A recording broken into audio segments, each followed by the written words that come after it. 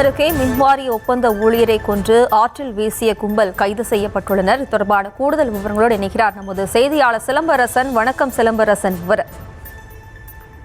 வணக்கம்.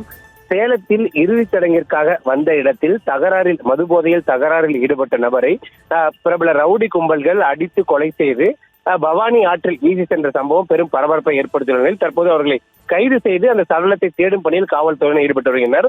சேலம் மாவட்டம் வீராணம் அருகே உள்ள சுக்கம்பட்டி பகுதியைச் சேர்ந்தவர் சதீஷ்குமார். இவர் மின்வாரிய ஒப்பந்த ஊழியராக பணியாற்றி வருகிறார். இதனைத் தொடர்ந்து சேலம் கண்ணங்குறிச்சி அருகே உள்ள சின்ன திருப்பதியில் வசித்து வரும் இவரது பாட்டி கடந்த 18ஆம் தேதி உயிரிழந்த நிலையில் தன்னுடைய தாயார் மலர்கொடியை அழைத்துக் கொண்டு பாட்டின் இறுதிச் சடங்கிற்கு பங்கேற்க சின்ன திருப்பதிக்கு சென்றுள்ளார். அங்கு சதீஷ்குமார் அளவுக்கு அதிகமாக மது குடித்ததாக கூறப்படுகிறது. இந்த நிலையில் ஏற்பட்டது அந்த பகுதியில் வந்த காரில் வந்த நபருடன் தகராறில் ஈடுபட்டு அதே போன்று அந்த பகுதியில் சாலையில் உறங்கினதாக கூறப்படுகிறது.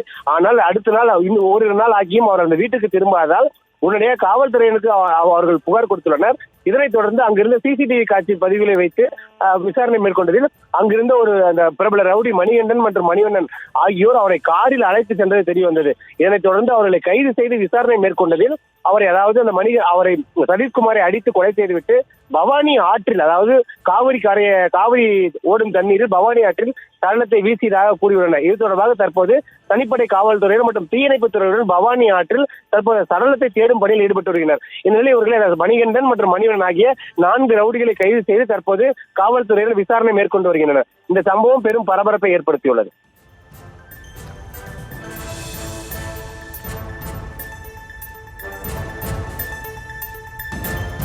விவரங்களுக்கு நன்றி சிலம்பரசன்.